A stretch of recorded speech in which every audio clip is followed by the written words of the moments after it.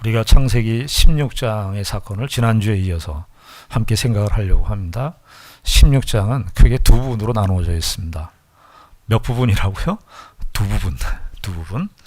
1절서부터 6절까지가 첫 번째 부분이고요. 7절서부터 16절까지가 두 번째 부분입니다. 첫 번째 부분은 지난주에 얘기했던 대로 주인공이 누구였습니까? 아브라함의 아내 사레가 주인공이었습니다. 사레로부터 이야기가 출발이 됩니다. 1절서부터 6절까지의 이야기죠. 그런데 우리가 오늘 본문을 읽었습니다만 7절부터 이후에 나와 있는 내용은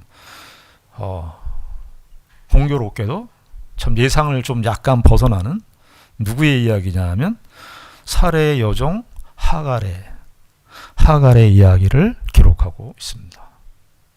우리가 성경을 읽어나갈 때 하나님께서 아브라함, 이삭, 야곱, 요셉 이렇게 이어지는 어떤 중요한 흐름들이 있지 않습니까?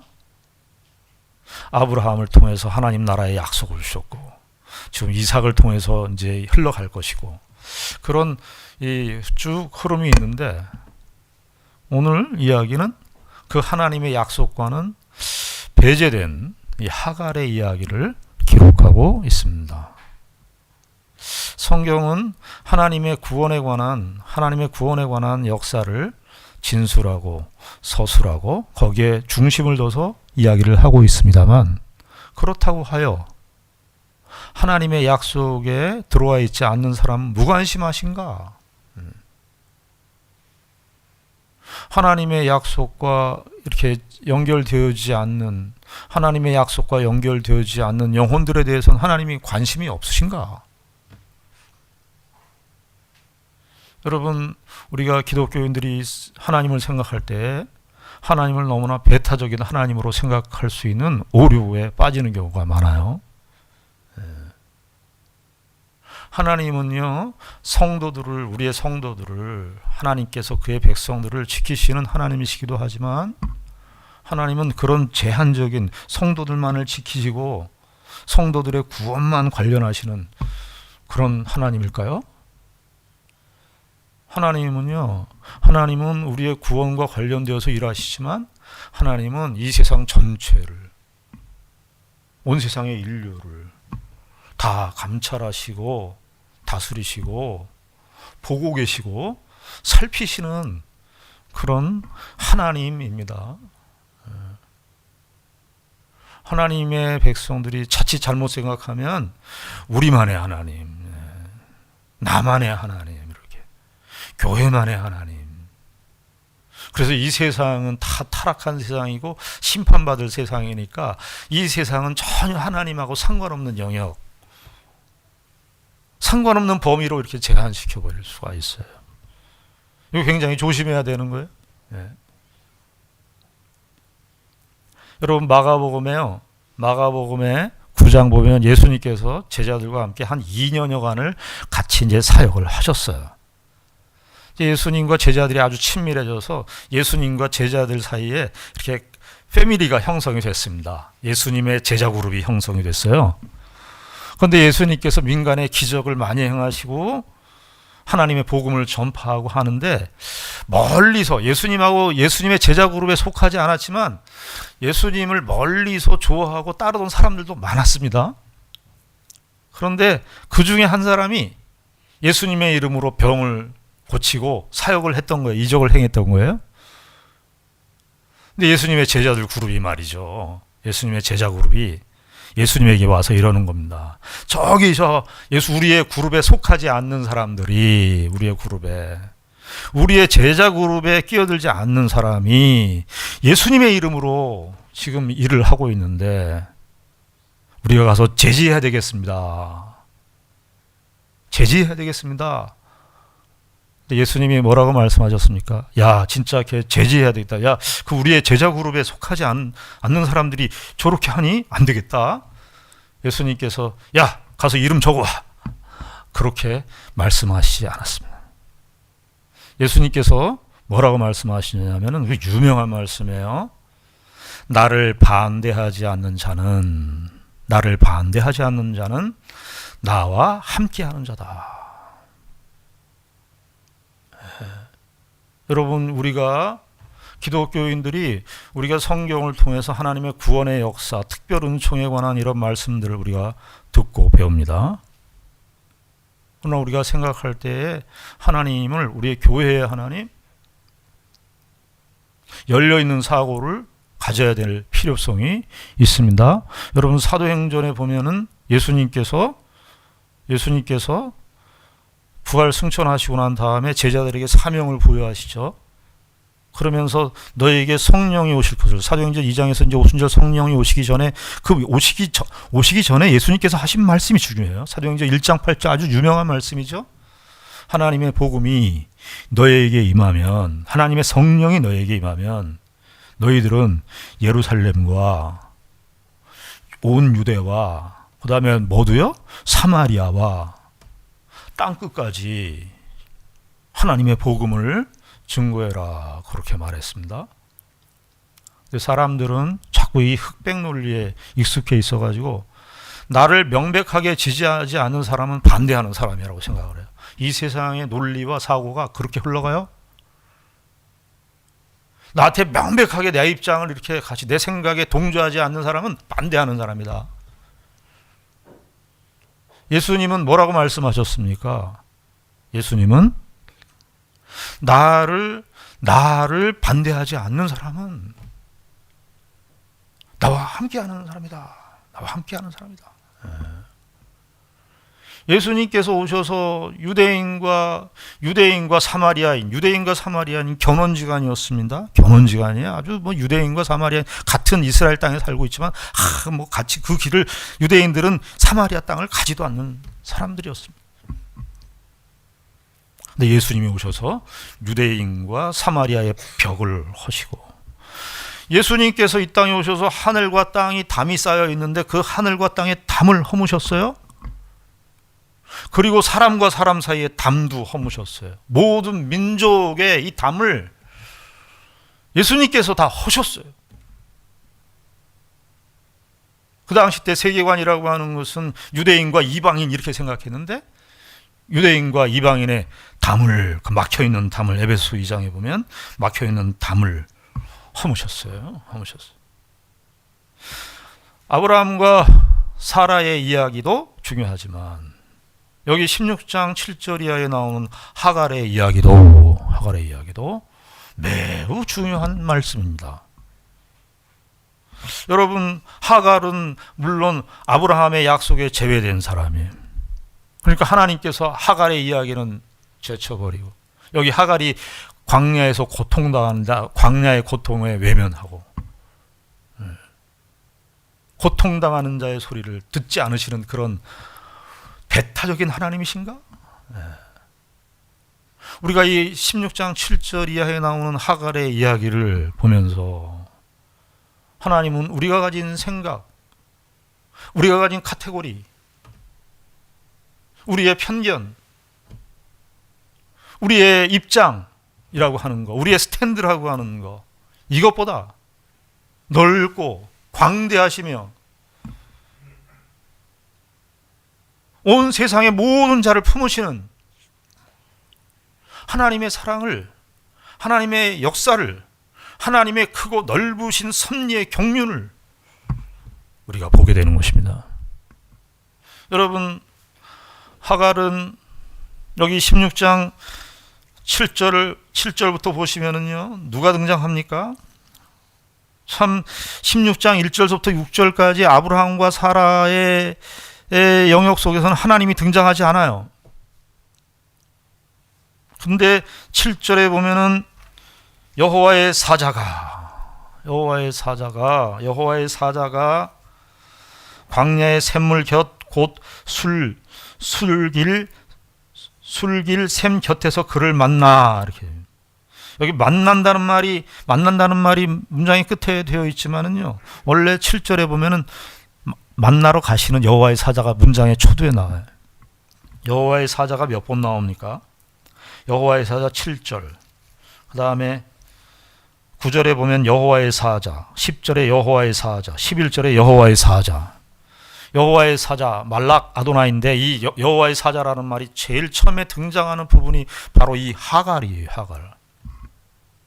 광야에서 임신한 채로 고통당하는 고통의 신음을 부르짖고 있는 이 하갈에게 여호와의 사자라는 말이 제일 처음에 등장할 뿐만 아니라 여기 계속해서 반복적으로 여호와의 사자가 4번 등장, 4번. 인칭 대명사로는요, 인칭 대명사까지 하면 8절과 12절도 여호와의 사자가 말하는 것인데 8절에 보면 이르되 사레의 여종 하갈아, 그러니까 이거 여호와의 사자죠. 10절 12절도 보면은 그가 사람 중에 들나귀 같이 되리니 그가, 이것도 여호와의 사자를 가르치는 거예요. 그러니까 이게 총 6절부터 17절부터 14절까지 여호와의 사자와 하갈의 이야기를, 대화를 소개하고 있는 내용인데 6번이나 7절 중에 6번이나 주어가 누구냐면 여호와의 사자 말락 아도나이, 여호와의 사자가. 우리가 신자들이 우리가 생각할 때에 기본적으로 우리가 이런 틀이 있어요. 하나님의 백성들을 하나님께서 하나님의 백성들을 인도하신다 하는데 백성들만 인도하신다. 나만 인도하신다. 여호와의 사자가 누구에게 지금 나타나시는 겁니까? 아브라함의 약속에 제외되어 있지만 아브라함의 약속에 제외되어 있는 그 하갈에게도 하나님께서 찾아가시는 거예요.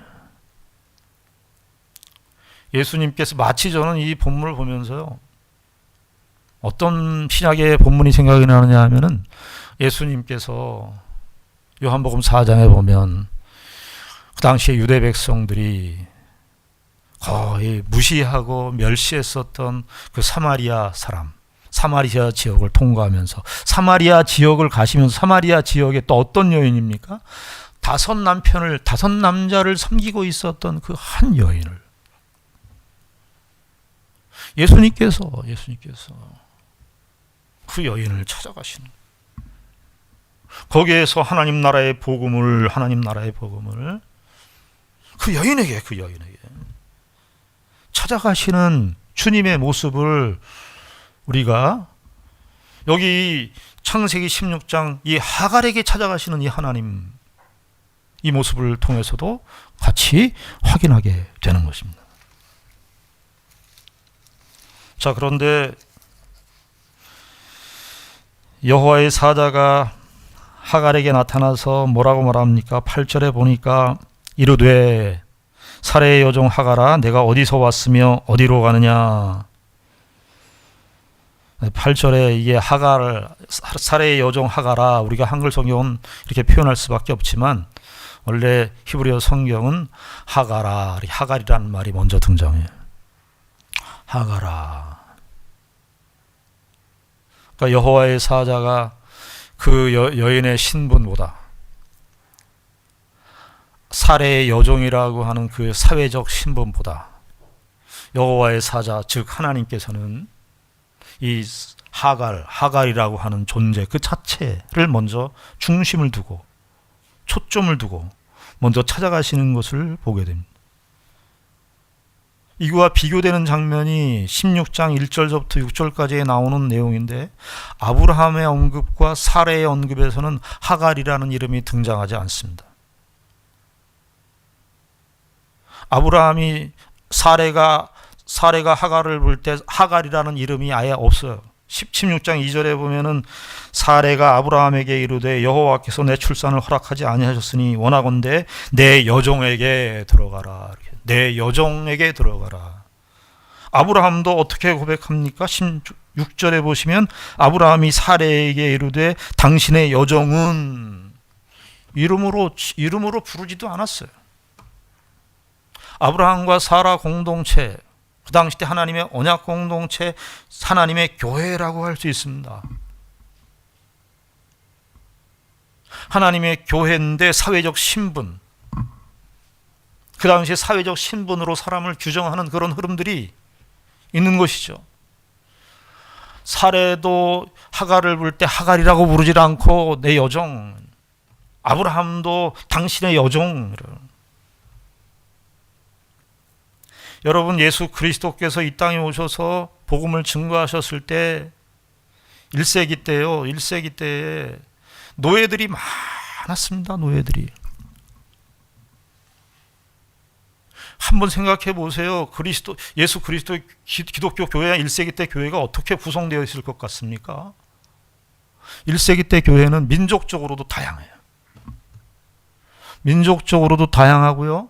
신분적으로도 다양해요. 예수 그리스도 안에서 주인과 종이 허물어지는 거예요. 교회 안에서는. 사회적 신분의 이런 차이들. 예수 그리스도께서 오셔서 하나님의 교회를 세울 때 인종적 질서, 사회 계급적 질서 이런 것들이 다 와해되는 거예요. 하나님께서 여호와의 사자가 하갈에게 나타나서 제일 먼저 부르는 호칭이 저는 굉장히 의미 있어요. 하갈아, 하갈아. 그러면서 하갈에게 묻습니다. 8절에 네가 어디서 왔으며 어디로 가느냐. 네가 어디서 왔으며 어디로 가느냐. 참 이 말씀이 굉장히 의미가 있어요. 네. 하갈아, 하갈아. 어디서 왔으며 너는 어디로 가느냐. 과거를 묻는 거죠. 어디서 왔냐. 그리고 너는 어디를 향해서 가느냐. 우리가 사실은 우리 신자들도 이 질문 앞에 서야 합니다. 우리 어디서부터 왔나요? 우리는 어디서부터 왔습니까? 우리는 어디를 향해서 가고 있습니까? 인생의 가장 근본적인 질문이죠. 우리는 어디서부터 왔습니까?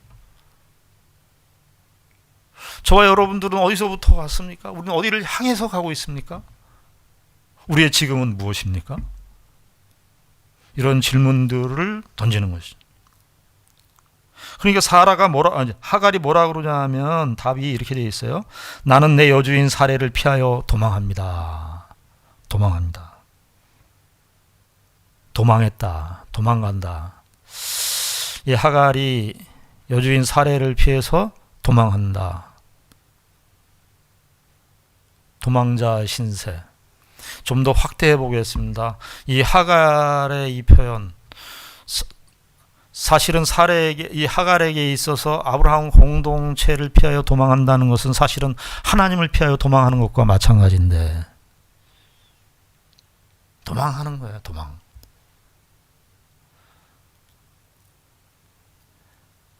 창세기 3장에 보면 인류의 첫 도망 사례가 나오죠. 아담과 하와가 어떻게 됩니까? 하나님으로부터 도망했습니다. 하나님으로부터 도망하고 하나님으로부터 도망하니까 사람과 사람 사이에서도 서로 도망해요. 여러분, 도망자 하니까 생각나는 게 아브라함 다음에 이삭이 있고 야곱의 이야기가 나오는데, 야곱의 이름은 발목을 잡는 자, 이런 닉네임이 하나 있고요. 야곱이라는 이름 자체가 발목을 잡는 자고, 하나의 닉네임이 있다면 뭐냐면 도망하는 사람, 도망. 야곱은 도망했어, 도망. 형 에서를 속이서 도망했죠. 외삼촌 라반의 집에서도 도망했어요. 도망갔어요. 도망가다가 결국은 창세기 32장에서 만나게 돼요. 형 에서를 만나게 되죠.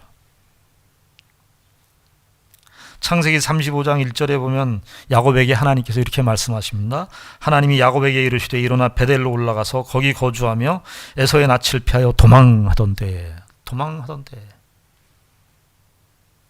야곱은 도망자였습니다. 도망자. 자, 그런데 하나님께서 하갈의 이 고통을 들으세요.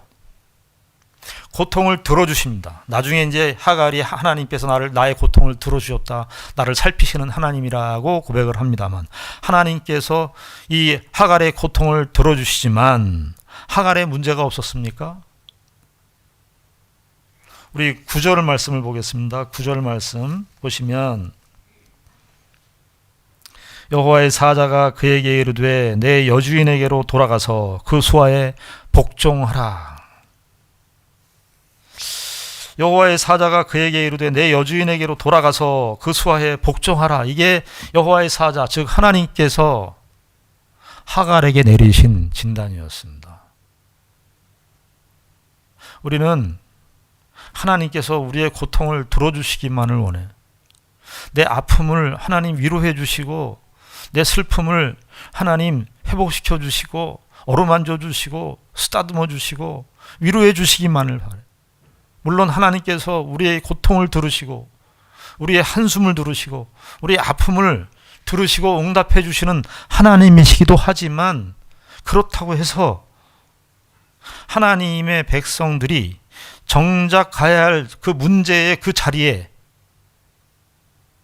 가야 된다고 하는 사실을, 그 아픈 현실이지만 그 아픈 그 시절, 그 문제를 야기했었던 문제의 본질에 가게 하는 일까지도 외면하는 일은 없습니다. 하나님께서는 하갈의 고통을 들어주시기는 하지만 문제는 하갈에게 고칠 것이 있다는 거예요.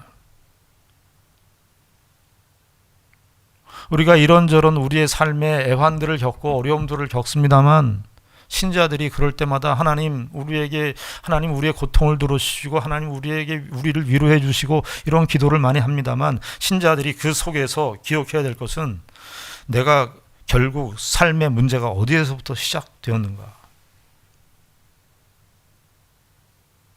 하나님께서 이 하갈에게 내리시는 처방이 뭐냐면 학대받는, 고통을 당하는 그 사례의 밑으로 들어가라.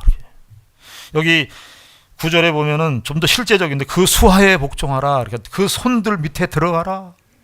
아니 6절에 보니까 어떻게 되어 있습니까? 6절에 아브라함이 사라에게 이르되 당신의 여종은 당신의 수중에 있으니 당신의 눈에 좋을 대로 그에게 행하라 하며 사라가 하갈을 학대하였더니, 사라가 하갈을 학대하였는데 그 학대의 손으로 들어가라는 거예요. 여러분, 하나님께서 우리에게 행복을 주시고 하나님께서 우리에게 위로를 주시고 하나님께서 우리의 고통을 들어주시는 하나님이시지만, 우리의 삶의 근본적인 문제에 직면하게 하세요. 직면하게 하세요.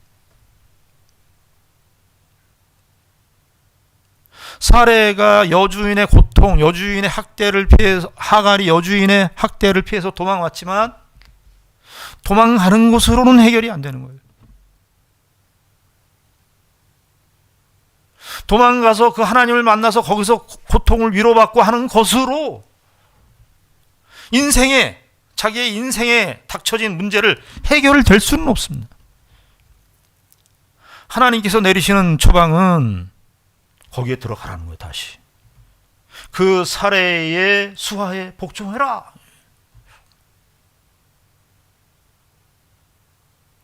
문제의 원인이 되었던 그 원인에 거기에 다시 직면해라. 여러분, 우리의 인생에요, 일반 은총적인 차원에서 우리가 삶을 살아가면서 뭐가 문제인지 알아요. 사람이 내가 내 자신에게 뭐가 문제인지, 내가 내 자신에게 뭐가 문제인지를 알아서 그 문제를 해결하려고 해야 돼요. 하나님께서 그것까지 다 해결해 주지 않아요. 하나님께서 물론 사라에게 찾아가시고 하갈에게도 찾아가시고 하갈에게 고통 중에 위로도 해주시지만, 정작 가야 되는 주체는 누구냐 하면, 문제의 그 자리에 가야 되는 주체는 누구냐 하면 그 자리 나인데, 거기에 가지 않고는 우리 인생의 근본적인 문제는 해결되지 않습니다. 피하는 것이 답이 아니라는 거예요. 하나님께서는 한편으로는 하갈을 고통당하는 그 임신해서, 이스마엘을 임신해서 그 고통 중에 있는, 광야에서 고통 중에 있는 그 하갈을 위로해 주시고 고통을 찾아가 주시는 하나님이시긴 하지만, 그렇다고 문제의 본질을 회피하도록 하시는 분은 아니라는 거예요.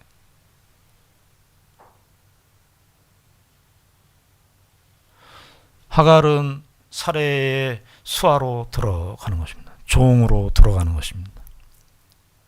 참 우리가 어디 밑에 들어가는 거 참 싫어요. 누구 밑으로 들어가는 거 너무너무 싫어요.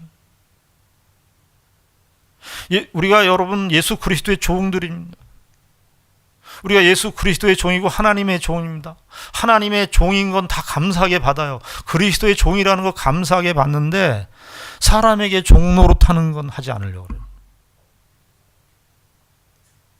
사람에게 내 자존심 꿇고 자존심 굽히고 그 사람 수하에 들어가는 거 안 하려고 그래요. 그래서 우리 다 도망가요. 다 피해요. 인간관계에 여러 가지 그런 갈등들이 있는데 인간관계의 그 갈등, 부부간의 갈등, 무슨 사람들 간의 갈등, 성도들 간의 갈등, 인간관계의 모든 갈등들은 다 뭐냐 하면 수하에 들어가고 싶지 않은 거예요. 그 사람 밑에 들어가고 싶지 않은 거예요. 근데 저 사람이 하는 저 사람의 말도 안 되는 그런 상황들, 그 상황에 들어가기 싫은 거예요.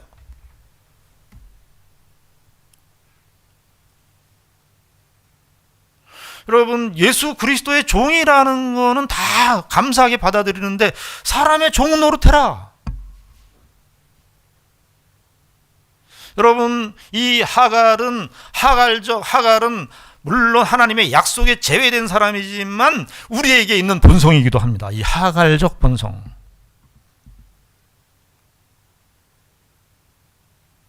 그래서 서로 갈라디아서에서 보면요, 서로에게 종 노릇하라 그래요. 서로에게 종 노릇하라. 우리가 다 지금은 사실은 다 우리도 어떤 면에서 영적인 정신적인 광야를 걷고 있는지 모르겠어요. 우리의 인생의 정신적인 광야의 대부분은, 영적인 광야의 그 대부분은 이 자존심 상해서 누구 수하에 있다는 것이 싫은 거예요. 거기 들어가면 고통스러우니까.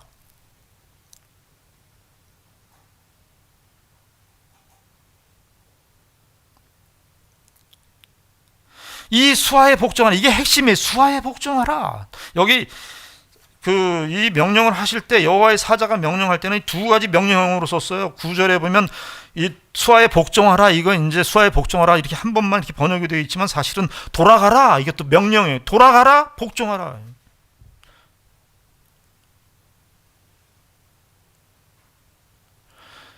여러분, 자유라는 말과 자유의지라는 말은 다릅니다. 자유라는 말은 진짜 어디에서 속박에서 세상 사람들이 쓰는 자유예요.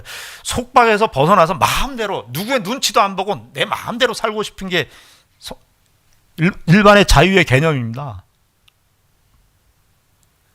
모든 죄인들의 속성이죠. 모든 내 위에 어떤 위를 두지 않고 어떤 기준과 질서를 다 벗어나서 마음껏 방탕해 보자고 하는 것이 쓸 때 자유예요.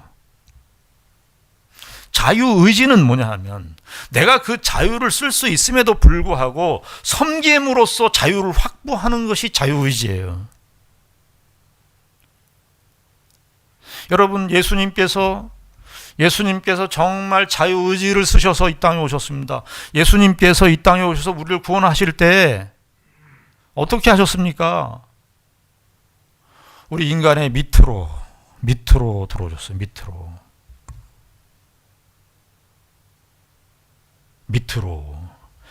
그 러시아 말로 지하철이 밑으로 그러더라고요. 밑으로. 네, 밑으로. 지하철도 밑으로. 지하철 신앙을 가져야 돼요. 우리가 밑으로 들어가요. 밑으로. 신앙생활, 교회생활, 성도들 간의 인간관계 모든 갈등의 그 우리의 정신적, 영적 광야는 다 여기에서 벗어났어요. 다. 누구 밑에 들어가지 않으려고. 저 사람은 왜 나한테 내 밑에 안 들어와 맨날. 내가 하는 말을 따라줘야 돼. 내가 하는 말을 따라주지 않으면 우리는 안 사귀어요. 저 사람이 예전에 내가 무슨 제안을 했는데 제안을 안 들어줘. 그러면 그 사람하고 더 이상 관계를 갖질 않아요. 그 이야기는 뭡니까? 저 사람이 내 밑에 들어오기를 바라는 거예요. 내가 저 사람 밑에 들어가야 되는데 말도 안 되는 사람, 말도 안 되는 조건, 말도 안 되는 정황 속에 들어가야 되는 거예요.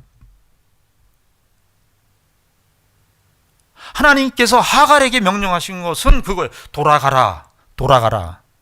수하에 복종해라.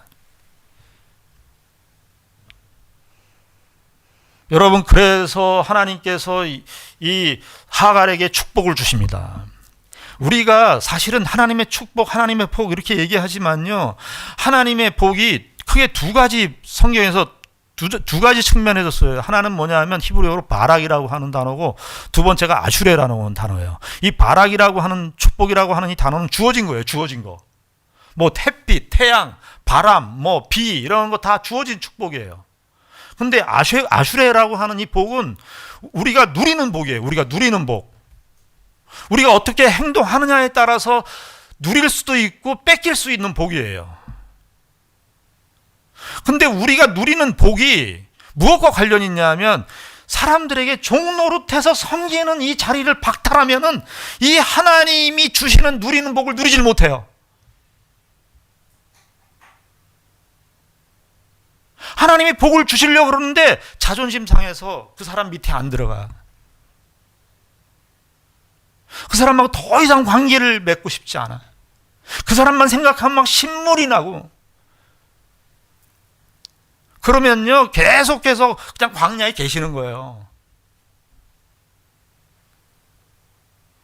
계속해서 광야에 계시는 거예요. 하나님께서 하갈에게 나타나서 복종해라, 돌아가라, 복종해라. 우리가 이게 가장 없어요.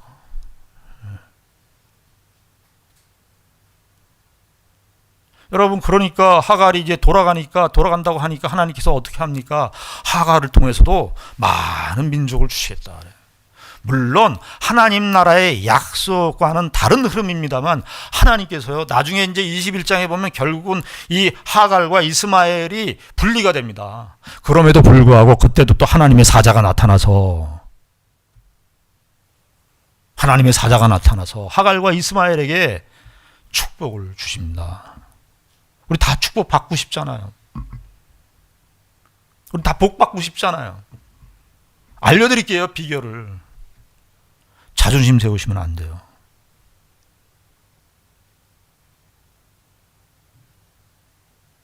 그 사례의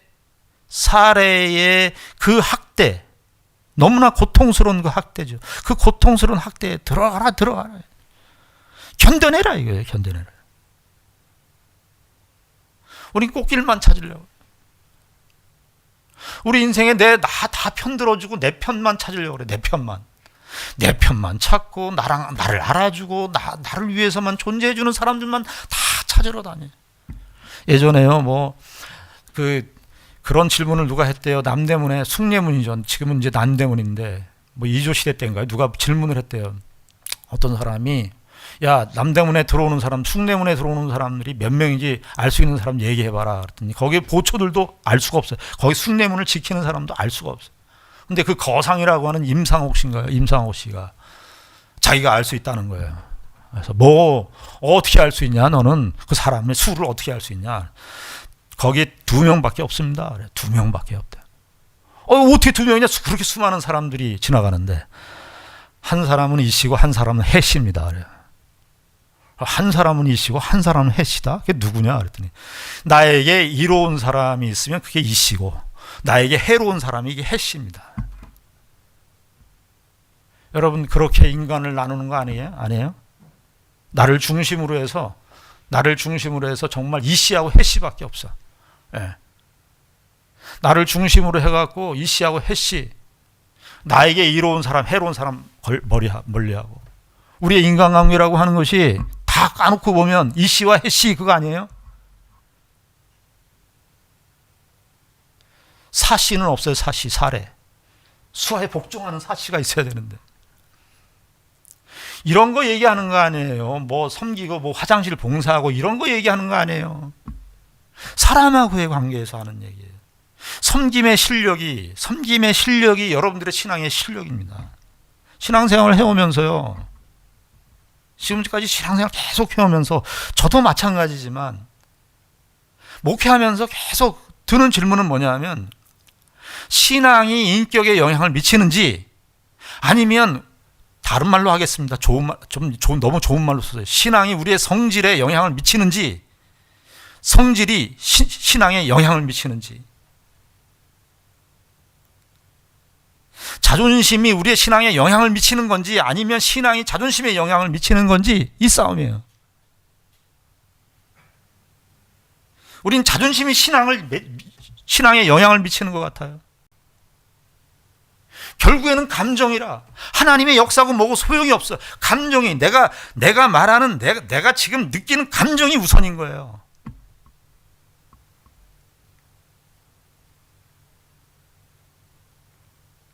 그래서 하나님의 약속이고 뭐고 하나님의 말씀이고 뭐고 뭐 성경의 모든 말씀들이 다 복된 말씀이고 좋은 말씀이고 뭐고 해도 나한테 한번 감정이 생기기 시작하면 감정의 노예가 돼요. 벤자민 프랭클린이 그랬나요? 누군지 모르겠습니다. 그런 말에서 사람들은 운명의 포로라고 말하는데 사람들은 운명의 포로가 아니라 자기 마음의 포로라고 그랬어요. 마음의 포로, 감정의 포로. 여러분, 하갈은 옛날에 하갈만 있는 게 아니라 우리 안에 하갈이 있어요. 저와 여러분들이 신앙생활 할 때 어떻게 생각하셔야 되냐면 여러분들이 가장 하기 싫은 거 그걸 하셔야 됩니다. 하기 좋은 것만 해서는 안 돼요. 폼나고 생색나고 이름나는 거. 그래서 난 그걸 위해서는 내가 해. 그건 아무것도 아닙니다. 내가 하기 싫은 거, 신물 나는 거, 쓴물 나는 거. 아유, 내가 정말 이러면 안 되는데 내가 이렇게 내가 그걸 하셔야 돼요. 그게 하나님께서 저와 여러분들의 인생 속에 축복해 주시는 가장 큰 비결입니다. 오늘 이 말씀을 통해서 우리에게 하나님께서 이 하갈에게 은혜를 베푸셨던 그 은혜가 우리에게도 있어서 저와 여러분들이 인생의 고달픈 현실, 정말 이것만큼은 싫다고 하는 그 현실을 믿음으로 격에 견디시고 거기서 눈물을 흘리시고 거기서 눈물을 흘리시고 거기서 아우성을 하세요. 거기서 울부짖으세요. 거기서 눈물을 흘리고 거기서 성질을 내시고 거기서 화를 내세요.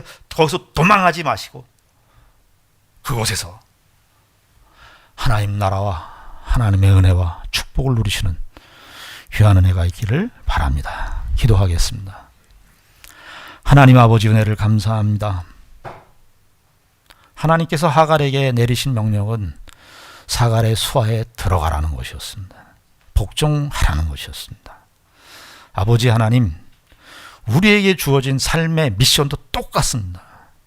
아버지 하나님, 우리가 하나님의 은혜로 사는데 신앙을 잘못 오해해서 내 편만 삼고 내 편만 추구하고 내가 좋아하는 사람들만 관계를 맺고 내 이야기를 들어주는 사람들만 우리의 신앙에 패밀리를 형성하고 있는 것은 아닌지 돌이켜보게 하시고 우리가 가장 싫어하는 그것을 감당할 수 있는 은혜를 허락하여 주시옵소서.